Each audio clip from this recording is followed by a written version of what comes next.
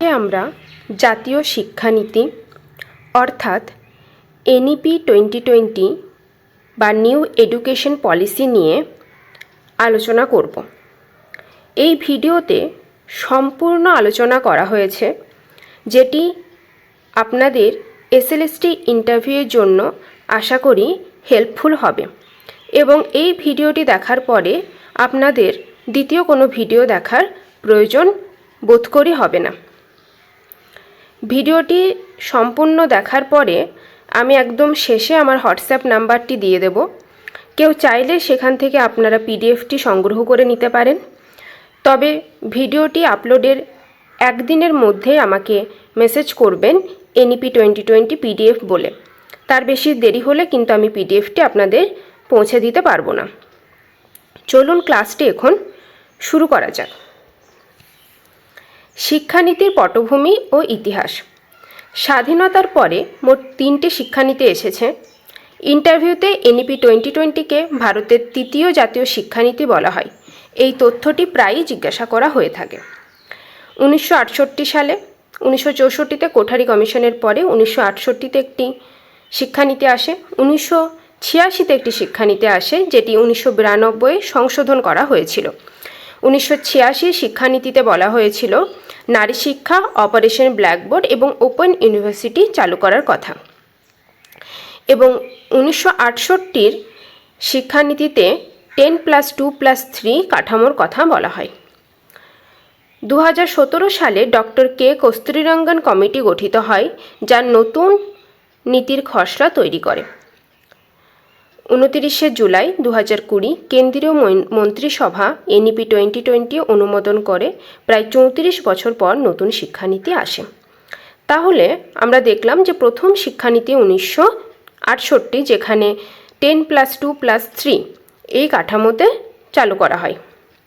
তারপর যদি আমরা দেখি তাহলে দেখলাম যে 1886তে যে জাতীয় শিক্ষানীতি আসে, সেখানে নারী শিক্ষার কথা, অপারেশন ব্ল্যাকবোর্ড এবং ওপেন ইউনিভার্সিটি চালু করার কথা বলা হয়। কিন্তু সেটি 1992 কিছু সংশোধনের প্রয়োজন হয় এবং 2017 সালে কস্তুরীরঙ্গন বলে একটি কমিটি গঠিত হয়, যেখানে আবার নতুন শিক্ষানীতির একটি খসড়া তৈরির কথা বলা হয় এবং যার ফলস্বরূপ 2020 29 জুলাই নতুন শিক্ষানীতি অনুমোদন করা হয়, যেটি এনইপি 2020 নামে পরিচিত। প্রথম দ্বিতীয় শিক্ষানীতির পরে প্রায় 34 বছর পর এই শিক্ষানীতি আসে। এনইপি 2020-র মূল লক্ষ্য বা ভিশন কী ছিল? 2030-এর মধ্যে 100% স্কুলে ভর্তির হার হতে হবে, সবাই যেন স্কুলে ভর্তি হয় 2030-এর মধ্যে। ধারণাভিত্তিক শিক্ষা, মুখস্থবিদ্যার পরিবর্তে যুক্তি, তর্ক, ক্রিটিক্যাল থিঙ্কিংয়ের ওপর বেশি গুরুত্ব দেওয়া হয়, অর্থাৎ সমস্যা সমাধানের ওপর বেশি গুরুত্ব দেওয়া হয়।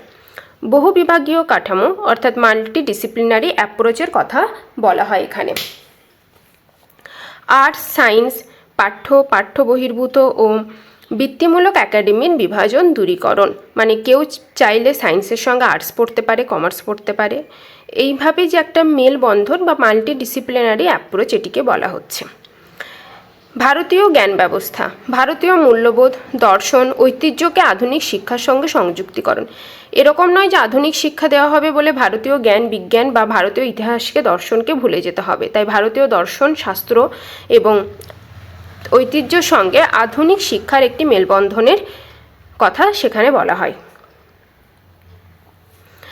এনইপি 2020 এবং 1986 সালে যে জাতীয় শিক্ষানীতি আসে, তার মধ্যে কি পার্থক্য ছিল আমরা দেখব। যে 10+2 পদ্ধতি ছিল প্রথমে 1986 শিক্ষানীতিতে, অর্থাৎ ক্লাস 10 অবধি পড়ানো হতো, তারপরে 11-12 পড়ানো হতো। তারপরে আসে কিন্তু 5+3+3+4। আমি এখানে জাস্ট পার্থক্যটা বলে দিচ্ছি, এরপর আমি ডিটেলসে 5+3+3+4টি কী কোন স্তরের কথা বলা হচ্ছে সেগুলো আলোচনা করব। নির্দিষ্ট 3 থেকে 4 বছরের স্নাতক কোর্স আমরা যেটা পড়েছি সেটা কিন্তু আগেকার জাতীয় শিক্ষানীতি অনুযায়ী পড়েছি। সেখানে দেখবে আমরা সাধারণত 3 থেকে 4 বছরের একটা কোর্স করে নিয়েছি, স্নাতক, তারপরে স্নাতকোত্তর এরকম। এবং প্রস্থানের সুযোগ ছিল না। আমরা একবার একটা কোর্সে ভর্তি হয়ে গেলে সেটাকে পুরোপুরি কমপ্লিট করে আসতে হতো। মাঝখান থেকে আমরা ছেড়ে চলে যেতে পারি, কিন্তু আবার রি এন্ট্রি করা যাবে না।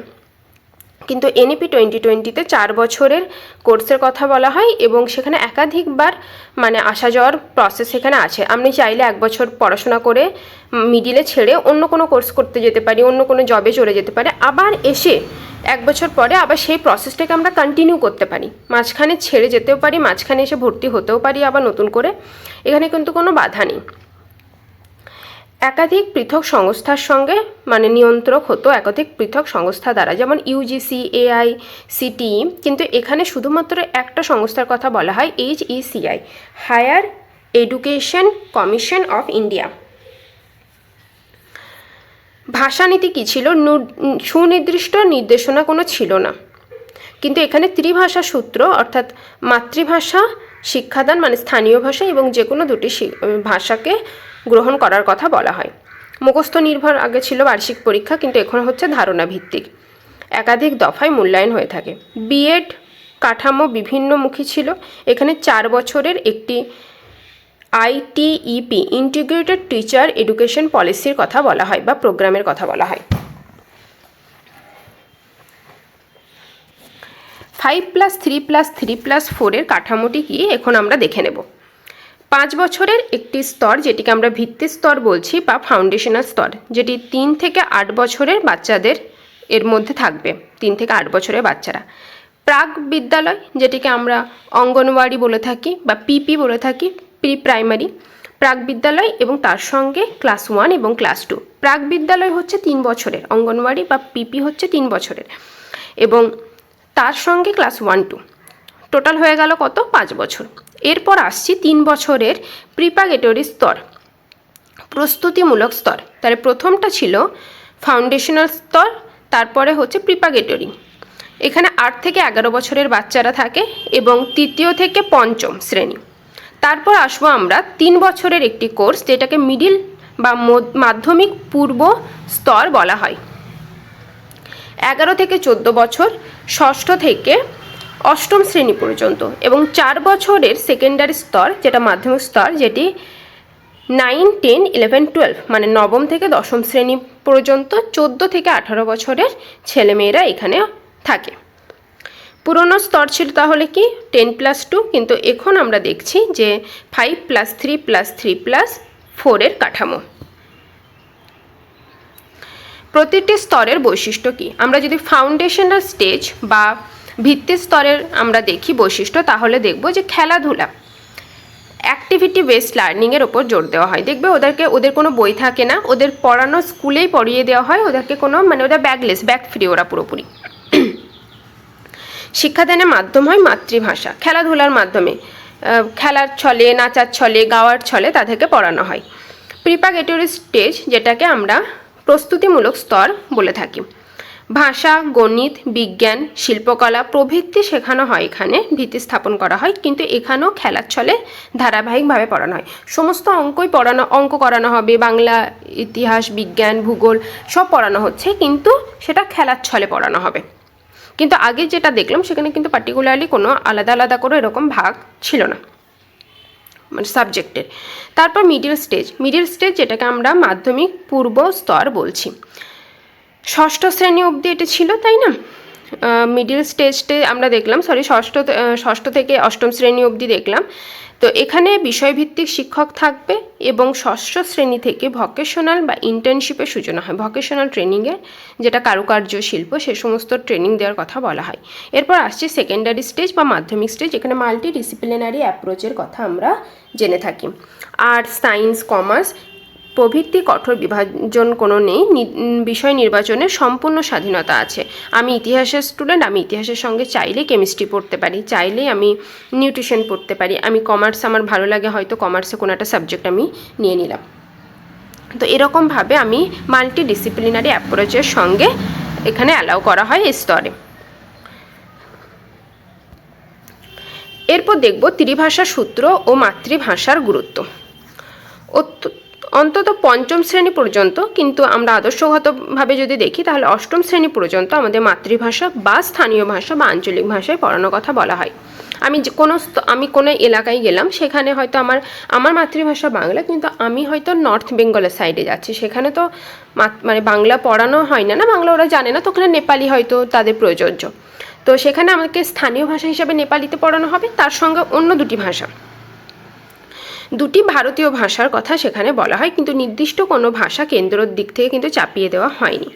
কিন্তু এখানে যদি আমরা দেখি দক্ষিণ ভারতে, তামিলনাড়ুতে বা কেরালাতে অথবা পশ্চিমবঙ্গেও আমরা যদি দেখি, তাহলে বলা হয় যে সেখানে তারা একটু বিতর্কিত বা কেন্দ্রবিন্দু তাদের এখানে আছে, এবং তারা এখানে কেন্দ্রের সঙ্গে সহমত নয়। তারা বলে যে তাদেরকে হিন্দি চাপিয়ে দেওয়া হয় সেকেন্ড ল্যাঙ্গুয়েজ হিসাবে। প্রথমটা তো মাতৃভাষা বা স্থানীয় ল্যাঙ্গুয়েজ, কিন্তু তারপরে যেটা সেকেন্ডারি মানে ল্যাঙ্গুয়েজ, সেখানে নাকি হিন্দিকে চাপিয়ে দেওয়া হয়। তামিলনাড়ুরা সবসময় প্রেফার করে কিনা দ্বিভাষা নীতি তারা অনুসরণ করে, ত্রিভাষার সূত্র তারা মানতে চায় না। সমর্থকদের যুক্তি, নীতিতে যেহেতু হিন্দি বাধ্যতামূলক নয় বরং বহুভাষিকতা উৎসাহিত করা হয়েছে। এখানে যারা সমর্থক এনইপি 2020, তারা বলে যে সরকার তো কোনোভাবেই এনইপি 2020-তে এরকম বলেনি যে ত্রিভাষা মানে একটা স্থানীয় একটা হিন্দি হতেই হবে, যে কোনো দুটি ভাষা অন্য হতেই পারে। তো দুটি ভাষার মধ্যে কেরালারা কেন হিন্দিটাকে এভাবে বেছে নিচ্ছে বা তামিলনাড়ু কেন হিন্দিকে বেছে নিচ্ছে, কিন্তু তামিলনাড়ুরা বলে যে হিন্দিটাকে তাদেরকে চাপিয়ে দেওয়া হয়, যে হিন্দি পড়ানো হবে, মানে হিন্দি মেনশন করে দেওয়া হয়। তো এখানে বিতর্ক কিছুটা রয়েছে। বোর্ড পরীক্ষা সহজতর করার প্রস্তাব, বছরে 2 বার পরীক্ষার বসার সুযোগ দেওয়া হয়। পারাক পুরো মানে ফুল নেম হচ্ছে কি, performance assessment review and analysis for knowledge for holistic development, মানে নতুন জাতীয় মূল্যায়ন কেন্দ্র গঠন। পারাখের কি কাজ ছিল? পারাখের কাজ হচ্ছে সামগ্রিক বিকাশ নিয়ে পর্যালোচনা করা। হলিস্টিক ডেভেলপমেন্ট কি? 360 ডিগ্রি মূল্যায়ন। একটু বুঝিয়ে বলি, যেমন শুধুমাত্র মার্কস দিয়ে দেবে, কতগুলো এক্সাম নিয়ে নেবে, পেপারের ইতিহাস, ভূগোল, বিজ্ঞান, অঙ্ক এরকম নয়, সেগুলো তো নেবেই, তার সঙ্গে সঙ্গে সে হাতের কাজ ভালো জানে কিনা, খেলাধুলো ভালো জানে কিনা, তার বাগান চর্চায় মানে ইন্টারেস্ট আছে কিনা, সমস্ত কিছু মূল্যায়ন করা হয়। তার ব্যবহার কেমন, তার কথা কেমন, সমস্ত জিনিসটা, তার ভিজুয়ালিটি কেমন, দেখতে শুনতে পাই কিনা, তার কোনো রকম ডিসেবিলিটি আছে কিনা, এই সমস্ত যে মূল্যায়ন করা, সেই মূল্যায়নটাকে আমরা বলছি 360 মূল্যায়ন বা হলিস্টিক ডেভেলপমেন্ট, যেটি পারাখের দায়িত্ব। পারাখের দ্বারা এটাকে নির্ণয় করা হয়। তৃতীয়, পঞ্চম এবং অষ্টম শ্রেণীতে দক্ষতা যাচাই পরীক্ষার প্রস্তাব দেওয়া হয়। এছাড়া মুখস্থ বিদ্যার ওপর জোর না দিয়ে মুখস্থ বিদ্যার বদলে যোগ্যতা ও ধারণা ভিত্তিক অর্থাৎ কম্পিটেন্সি বেসড প্রশ্নের ওপর গুরুত্ব দেওয়া হয়। উচ্চশিক্ষায় কী কী এনইপি বড় বড় পরিবর্তন আনে? 4 বছরের স্নাতক। 4 বছরের স্নাতক মানে যদি 1 বছর কেউ, আমি আগেই বললাম যে এখন এনইপি 2020-তে কোনো একটি কোর্স করতে করতে প্রস্থানের সুযোগ আছে, মানে কেউ ছেড়ে চলে গেল আবার রিএন্ট্রি করতে পারবে সেই কোর্সটা কন্টিনিউ করতে। তাই 1 বছর যদি কেউ কোর্সটা কমপ্লিট না করে 1 বছর করেই যদি ছেড়ে চলে যায়, তাকে শুধুমাত্র সেই কোর্সের সার্টিফিকেট দেওয়া হবে। যদি 2 বছর করে তাহলে তাকে ডিপ্লোমা সার্টিফিকেট দেওয়া হবে। যদি 3 বছরে সম্পন্ন করে তাহলে তাকে ডিগ্রি দেওয়া হবে, যেটা আমরা আগে করতাম ডিগ্রি কোর্স। এবং যদি 4 বছর সহ করে তাহলে গবেষণা সহ ডিগ্রি, মানে তাকে একটা রিসার্চ সার্টিফিকেটও দেওয়া হবে যে তার এটা এক্সপার্টিস বা সে রিসার্চ করেছে এই সাবজেক্টের ওপর। একাধিক প্রবেশ প্রস্থানের সুযোগ করে দেওয়া হয়েছে। আমার মনে হয় খুবই ভালো এই নিয়মটি। একাডেমিক ব্যাংক অফ ক্রেডিট, শিক্ষার্থীর অর্জিত ক্রেডিট ডিজিটালি জমা ও বিভিন্ন প্রতিষ্ঠানের মধ্যে স্থানান্তরযোগ্য। আমি বিভিন্ন ধরনের অ্যাক্টিভিটি করেছি, আমি পার্টিসিপেট করেছি, তো আমার ধীরে ধীরে একটা একটা করে পয়েন্ট যোগ হবে, যেটা হলিস্টিক ডেভেলপমেন্টের মতো, ঠিক আছে, হলিস্টিকভাবে।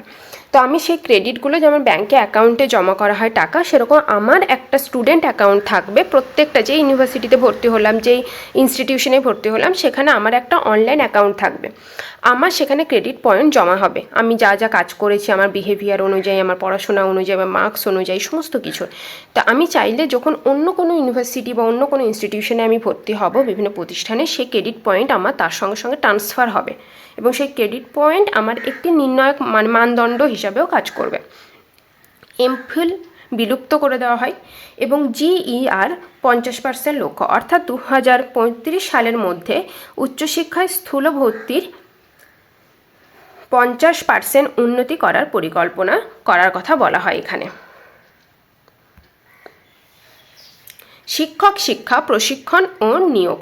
শিক্ষকদের জন্য কি বলা হয়? এতক্ষণ তো স্টুডেন্টদের কথা বলা হলো, কিন্তু NEP 2020 শুধু তো স্টুডেন্টদের কথা বলে না, তারা শিক্ষকের কথাও বলে। সেখানে কি বলা হচ্ছে আমরা দেখব।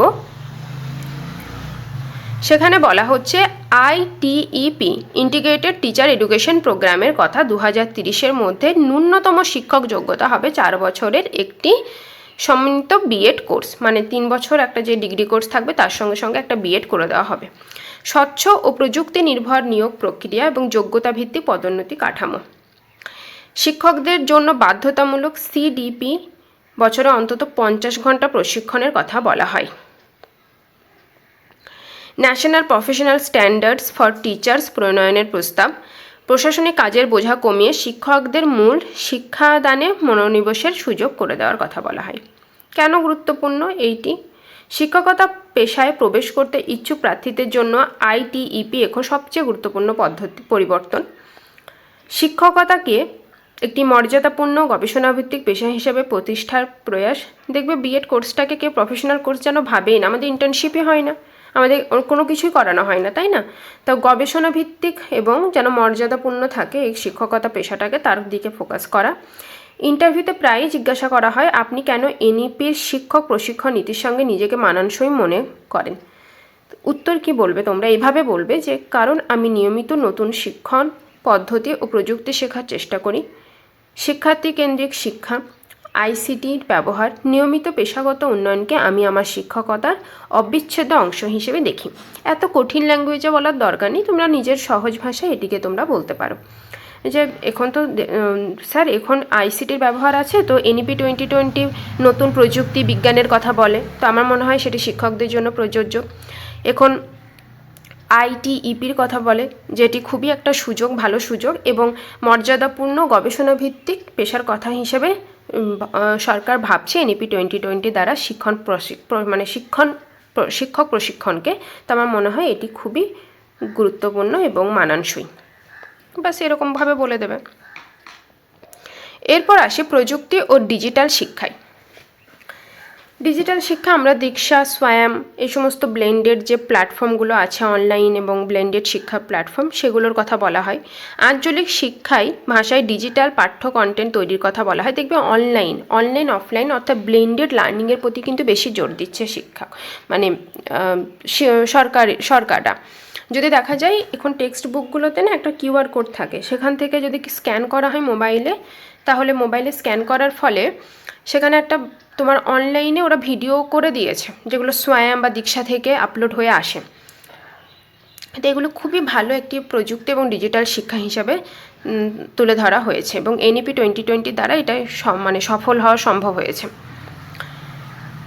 এরপর আসি আমরা কতগুলো সমালোচনা বিতর্কিত দিকসমূহ। যুক্তরাষ্ট্র কাঠামোর প্রশ্ন। শিক্ষাযুক্ত তালিকাভুক্ত বিষয় হওয়া সত্ত্বেও রাজ্যগুলির সাথে পর্যাপ্ত আলোচনা না হওয়ার অভিযোগ। বলা হয় যে যেহেতু এটা তো একটা টিচিং প্রসেসটা কিন্তু যুগ্মভাবে মত প্রদর্শনের একটা পথ, মানে সেন্ট্রাল এবং স্টেট দুজনের একটা সম্মিলিত কাঠামো। এটা কোনো একা সেন্ট্রাল চাপিয়ে দেবে সেন্ট্রালের জব বা স্টেট জব এরকম কিছু না, কিন্তু বলা হয় যে সেন্ট্রাল নাকি কোনো রকমভাবে স্টেটের সঙ্গে সমস্ত স্টেটের সঙ্গে নাকি তারা কনসার্ন নেয় না যে কোনো একটা স্টেপ আগে করার আগে। তামিলনাড়ু, কেরালা, পশ্চিমবঙ্গের মতো রাজ্যে ত্রিভাষা সূত্র বাস্তবায়নে অস্বীকৃত। বাস্তবায়নের জন্য বিপুল অর্থ ও পরিকাঠামো প্রয়োজন। অর্থায়ন নিয়ে অনিশ্চয়তা। এত যে NEP 2020 বিজ্ঞান নিয়ে কথা বলছে, প্রশিক্ষণ নিয়ে কথা বলছে, বিভিন্ন ইন্টারডিসিপ্লিনারি অ্যাপ্রোচ, পুরো স্মার্ট ক্লাসরুম এইসবের কথা বলা হচ্ছে, কিন্তু অর্থ অতটা প্রদান করা হয় না স্কুলগুলোকে। উচ্চশিক্ষায় বেসরকারীকরণ বৃদ্ধি ও শিক্ষা ব্যয়বহুল হয়ে ওঠার আশঙ্কা। দেখা যাচ্ছে যে উচ্চশিক্ষা বেশিটাই বেসরকারীকরণের দিকে সরকার নজর দিচ্ছে। গ্রামীণ ও প্রান্তিক অঞ্চলের ডিজিটাল বৈষম্যের কারণে অনলাইন শিক্ষা কার্যকর করা কঠিন হয়ে যাচ্ছে। গ্রামে কি অতটা এখনও অনলাইন শিক্ষা আসেনি। ভারতীয় জ্ঞান ব্যবস্থা অন্তর্ভুক্তি নিয়ে কিছু মহলে একপেশে ইতিহাস চর্চার আশঙ্কা রয়েছে। অর্থাৎ অনেকে বলছে যদি দর্শন এই সমস্ত ভারতীয় ইতিহাস চর্চা পড়ানো হয় সেক্ষেত্রে হয়তো মানে একতরফা হয়ে যাবে, কোনো বিজ্ঞানের সে প্রভাবটা হয়তো ধীরে ধীরে কমে যাবে, সে একটা আশঙ্কা ইতিহাস চর্চায় আমরা লক্ষ্য করতে পারছি সমালোচকদের মধ্যে। ইতিহাসের শিক্ষার্থী বা শিক্ষকের সঙ্গে প্রাসঙ্গিকতা কী? বহু বিভাগীয় দৃষ্টিভঙ্গি, যেটা বললাম মাল্টিডিসিপ্লিনারি অ্যাপ্রোচ, আমাদের ইতিহাসের স্টুডেন্ট বা শিক্ষক হিসাবে এটা কিন্তু খুবই একটি গুরুত্বপূর্ণ। আমরা ইতিহাসকে শুধু যে ওইভাবে পড়ি তা তো না, আমরা যদি ইতিহাসের সঙ্গে বিজ্ঞান, ভূগোল, অর্থনীতি এগুলো যোগ করতে পারি, সমাজবিজ্ঞান, তাহলে সেটি আরও ইন্টারেস্টিং হয়ে যাবে এবং সেটি বোঝানোর ক্ষেত্রে আরও সুবিধা হয়ে উঠবে। দ্বিতীয় যদি দেখি, পাঠ্যক্রমে স্থানীয় আঞ্চলিক ইতিহাসের গুরুত্ব বৃদ্ধি পাচ্ছে এবং সেটার সঙ্গে অবশ্যই ভূগোল বা অর্থনীতি মানে ইকোনমিক্স অনেক ক্ষেত্রে প্রযোজ্য। ভারতীয় জ্ঞান ব্যবস্থা আওতায় প্রাচীন ভারতীয় ইতিহাস, দর্শন ও ঐতিহ্যের প্রতি বাড়তি মনোযোগ দেওয়ার কথা বলা হচ্ছে। এবং যে শিখন পদ্ধতি সেটা অনেকটা চেঞ্জ হয়েছে। আগে শুধু মুখস্থ বিদ্যার উপর জোর দেওয়া হতো এবং লিখে দেওয়া হতো, তো ইতিহাস এরকম হয়ে গেছিলো যে একটা মুখস্থ সাবজেক্ট। ইতিহাস আর কি, ইতিহাস মুখস্থ করো, দিয়ে লিখে দিয়ে চলে এসো গল্পের মতো করে। কিন্তু এখন সেটা অনেকটা আলাদা হয়েছে। ইতিহাস মুখস্থ তো শুধু নয়, একে বোঝার আছে এখন, এবং নিজের অভিজ্ঞতা অনুযায়ী সেগুলোকে অ্যাপ্লাই করার কথা বলা হচ্ছে খাতা কলমে। শিক্ষকতা পেশায় প্রবেশের জন্য ITEPর মাধ্যমে ইতিহাস শিক্ষণ পদ্ধতিতে আধুনিক প্রশিক্ষণ অনেকটাই কিন্তু এসেছে। এখন ইন্টারভিউ প্রস্তুতির জন্য বেশ কতগুলো প্রশ্ন এবং তার উত্তর দেওয়া আছে। এগুলো যখন আমি দেখাবো তখন তোমরা চাইলে স্ক্রিনশট নিয়ে রাখতে পারো। সংক্ষিপ্ত কিছু প্রশ্ন আছে, শর্ট কোয়েশ্চেন্স। NEP 2020 কবে কেন্দ্রীয় মন্ত্রিসভা কর্তৃক অনুমোদিত হয়? NEP 2020 কোন নীতির স্থলাভিষিক্ত হয়েছে? 5+3+3+4 কাঠামো কী? HECI এর পূর্ণ নাম কী? পারাক কী? তার কাজ কী? খসড়া কমিটির প্রধানকে NEP 2020 ITEPর পূর্ণরূপ কী? GDPর কত শতাংশ শিক্ষা খাতে ব্যয়ের লক্ষ্য রয়েছে? ABC কী? MPhil ডিগ্রির ভবিষ্যৎ কী NEP 2020 দ্বারা? এখানে অনেক বিতর্কিতমূলক প্রশ্ন রয়েছে এবং এগুলি হচ্ছে উত্তর। যে প্রশ্নগুলো আমি আগে করেছি সে প্রশ্নগুলির এগুলি হচ্ছে উত্তর, এবং পুরো PDFেই আমি যেগুলো বলেছি সেগুলো থেকে উত্তর হয়ে যাবে, আলাদা করে উত্তর মুখস্থ করার কোনো প্রয়োজন নেই। তবুও বলবো, যদি PDFটি সংগ্রহ করতে চাও একদিনের মধ্যে করবে। আমার 8768234651 হোয়াটসঅ্যাপ নাম্বারে লিখবে NEP 2020 PDF বলে, তাহলে PDFটি একদিনের মধ্যে তোমরা পেয়ে যাবে। 24 ঘন্টার মধ্যে অবশ্যই PDFটি কালেক্ট করে নেবে তোমরা। আর একবার বলে দিচ্ছি, 8768234651 এই নাম্বারে, এবং নিজেদের মতো করে প্রশ্নের উত্তরগুলো দেওয়ার চেষ্টা করবে। আশা করি ভিডিওটি তোমাদের সবার ভালো লেগেছে। ধন্যবাদ।